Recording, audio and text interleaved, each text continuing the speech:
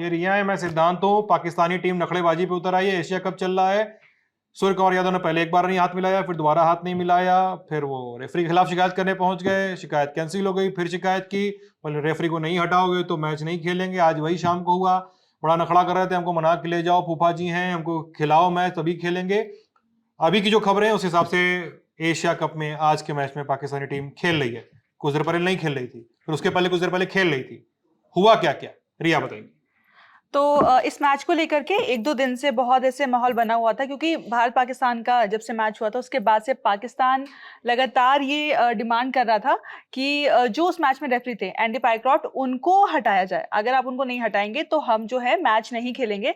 और इस चीज को लेकर के क्योंकि उनका अभी यूएई के साथ मैच होना था, तो इससे पहले उन्होंने खास तौर पर कहा कि आप कम से कम हमारे मैचेस से उनको हटा दीजिए।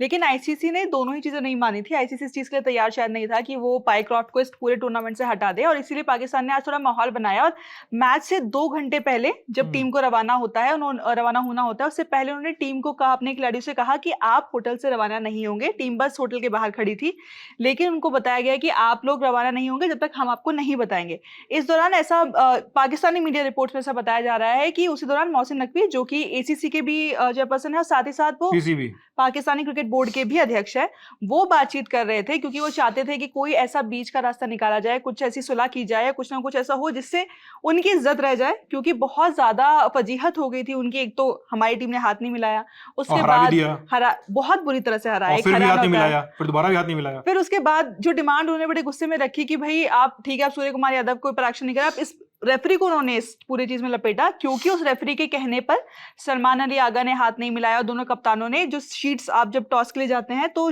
नामों की जो शीट्स होती है प्लेइंग 11 की, वो एक्सचेंज करते हैं कैप्टन।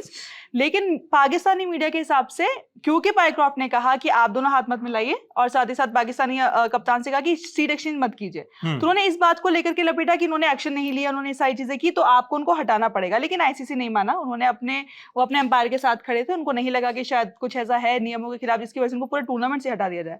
तो अब एग्जैक्टली नहीं समझ में आ रहा है कि क्या पाकिस्तानी टीम को ऐसा बोलते हैं लॉलीपॉप दिया गया है जिसकी वजह से वो खेलने के लिए तैयार हो गए। लेकिन हाँ, ये बात है, अगर पाकिस्तान नहीं खेलता तो उसका एशिया कप में सफर वैसे भी खत्म हो जाता।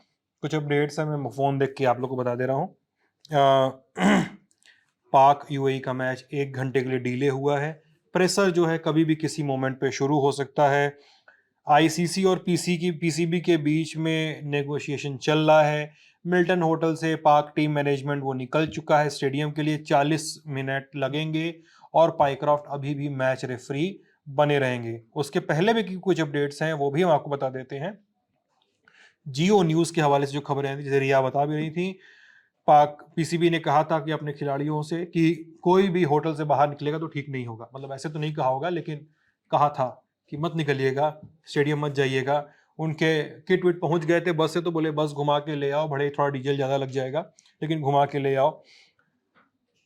किट्स वगैरह सब बस में रखी थी और अर्जेंट प्रेशर एक्सपेक्टेड था। अब मैच होने जा रहा है।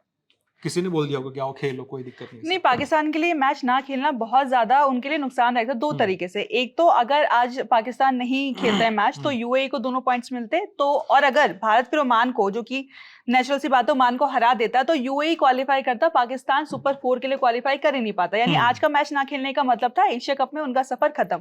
दूसरा, पाकिस्तानी टीम के ऊपर जिस तरीका का फाइनेंशियल बर्डन आता, क्योंकि ये दोनों, भारत के और पाकिस्तानी दोनों रिपोर्ट्स में दावा किया गया कि अगर पाकिस्तानी मैच नहीं खेलता और हट जाता तो उनको फाइनेंशियली बहुत ज्यादा नुकसान होने वाला था। और पाकिस्तानी क्रिकेट बोर्ड आर्थिक तौर पर इतना ज्यादा मजबूत नहीं है कि वो इतना ज्यादा नुकसान झेल पाता। उनके ही पीसीबी के एक सूत्र ने बताया था मीडिया को, अपना नाम लिए बगैर, कि हम लोग इस सिचुएशन में है क्योंकि चैंपियंस ट्रॉफी के लिए हमने बहुत ज्यादा रेनोवेशन में पैसा खर्चा किया, सब कुछ किया, तो हमारी कंडीशन ऐसी नहीं है कि हम एशिया कप से हट जाए और फिर जो फाइनेंशियल बर्डन हमको झेलना पड़ेगा वो हम झेल पाए।